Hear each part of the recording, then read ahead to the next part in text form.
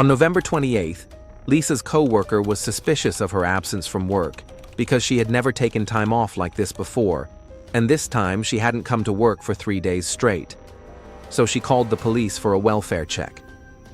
Police quickly responded and went to Lisa's home on Golden View Lane. At first, Knox County Sheriff's officers found what looked like an empty house. Then they soon discovered the back door doorknob had been removed and installed on the front door. Through the glass of the front door, they could see groceries on the floor, including perishable items such as bacon, sausage, and ice cream, which made them worried. Through the hole left by the missing back doorknob, they could sense heat and a strange smell emanating from the house. After this, police called continuously, but there was no response from inside the home. Hello, Sheriff's Office!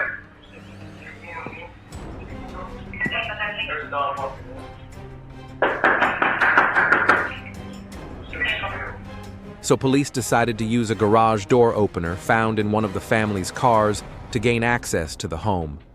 When police enter the house, they see a table with the wallet and a sledgehammer on top, and then another. They see a long gun. Downstairs, the stove was on, and the contents of a pot were boiling. At the bottom of the stairs were the grocery items seen earlier. They are ascending the stairs, hearing an intermittently barking dog.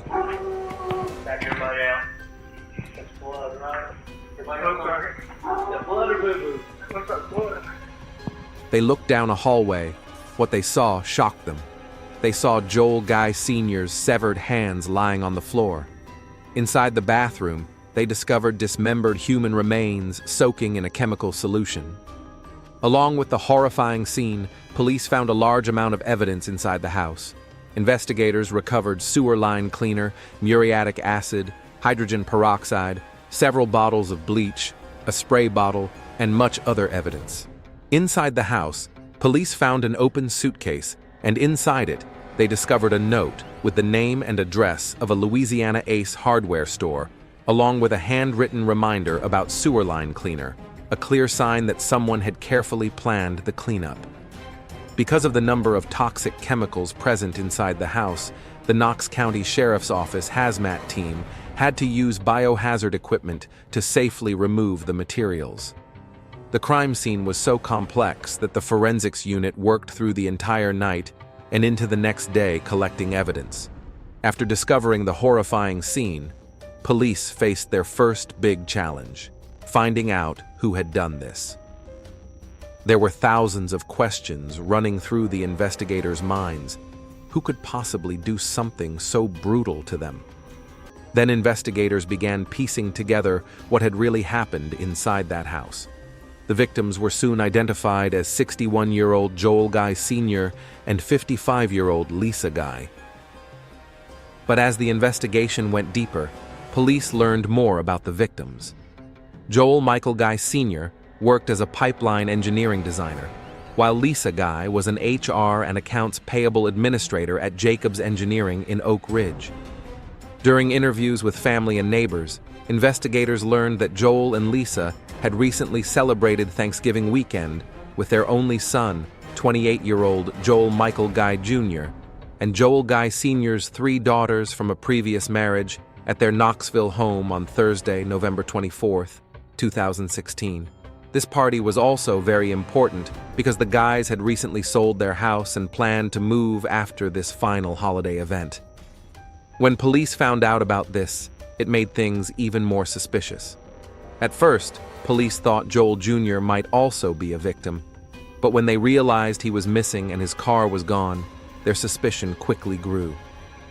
The investigation then took a shocking turn when detectives searched his old bedroom inside the house. Inside the room, they found a notebook that showed everything.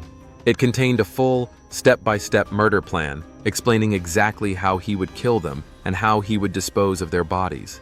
The notebook wasn't an outline. It was fully detailed, mentioning every step: how to kill his parents, how to destroy evidence, how to stage the crime scene, and even how to collect their life insurance money afterward.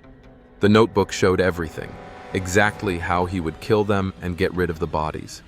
It proved the crimes were planned ahead of time, not done on the spur of the moment.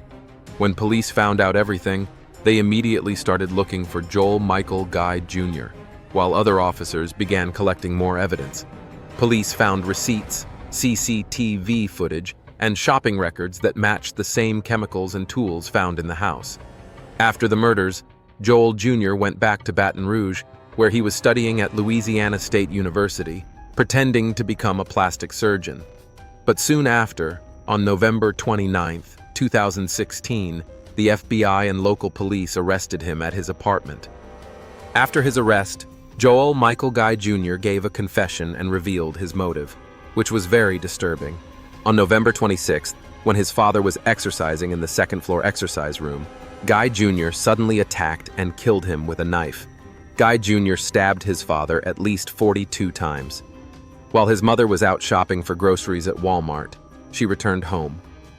Lisa Guy entered through the front door and placed the grocery items on the table. When she went upstairs to check on her husband, her son attacked her, and she fell down, stabbing her at least 31 times. After stabbing both parents, Joel Guy Jr. dismembered the bodies. He left the father's severed hands on the exercise room floor, while other parts of both parents he put in bins and a bathtub, soaked in a chemical solution. He placed his father's torso and limbs in a large plastic bin filled with corrosive chemicals. For his mother, he cut off her head and placed it in a pot, while other body parts were dismembered and put into containers soaked in corrosive chemicals, the same as he had done with his father. During the assault on his father, Guy Jr. sustained several cuts to his hands, including a deep cut on his left thumb.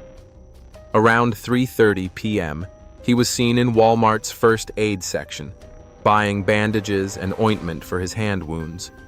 He also purchased isopropyl alcohol and hydrogen peroxide. On Sunday, Guy Jr. drove back to Baton Rouge to have his wounds treated at the student clinic. The motive behind these murders was simple. Guy Jr.'s parents were about to retire and stop providing money to him. Joel Michael. Guy Jr. had never worked and had always been financially supported by his family. That's when a dark idea came to his mind. If his parents were dead, he would receive a $500,000 life insurance policy.